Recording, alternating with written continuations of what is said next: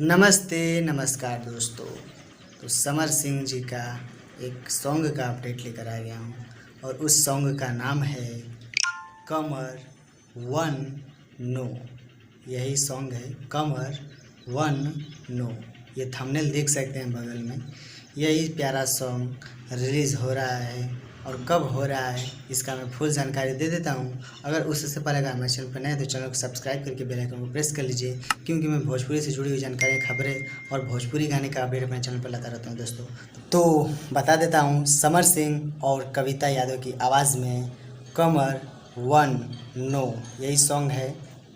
और यह सॉन्ग 5:30 पर 13 अगस्त को 5:30 पर रिलीज़ हो रहा है। किस चैनल के माध्यम से रिलीज़ हो रहा है मैं इसका जानकारी आप लोग को दे देता हूँ।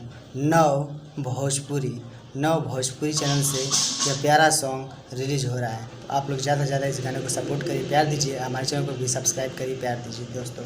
मेरा वीडियो कैसा लगा वीडियो को लाइक करके कमेंट करिए और अपने दोस्तों में शेयर करिए। दोस्तों मिलते हैं नेक्स्ट वीडियो नेक्स्ट अपडेट के साथ। तब तक के लिए दोस्तों बाय।